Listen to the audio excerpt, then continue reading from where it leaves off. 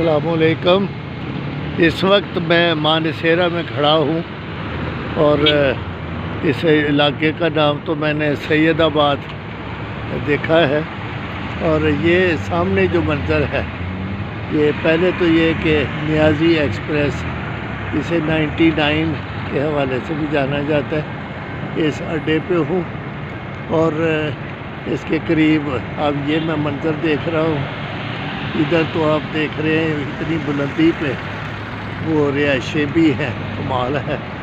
और ये जो होटल है, ये यहाँ ये पेट्रोल पंप है, ये CNG है, शायद ये भी CNG है, हाँ CNG है। और ये गाड़ियों की ये बड़ी अहम जगह है जहाँ मैं हूँ। ये ऊंची नीची बिल्डिंग देखे, ये खान कॉन्टिनेंटल है। और ये जो है इस वक्त और ख़ास बात ये देखें कितनी बुलंदी पे रिहाइशें हैं। और फिर ये इधर दूसरी तरफ भी देखें कि अब जहाँ मैं हूँ इसके बिल्कुल शेम में भी ये कंस्ट्रक्शन हुई है, बल्कि वो रिहाइश है।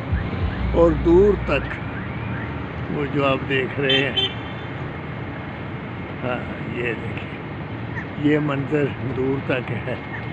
यानी अगर मानसेरा को, वहाँ की आबादी को, घरों को देखें तो हम ये कह सकते हैं कि यहाँ बुलंदी और पस्ती दोनों जगह पे आबादी है।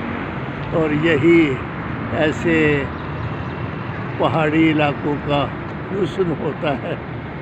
और ये यहाँ सियासी पार्टी की किसी अहम शख्सियत के हवाले से भी हवाला है। वो मैं तज़किरा इसलिए नहीं कर रहा कि सियासी वाबस्तगी किसी से किसी की, तो इसमें मैं इसे इख्तिलाफी नहीं बनाना चाहता, लेकिन मंज़र तो सबको अच्छा लगता है। वो आप देखें। अस्सलामु अलैकुम।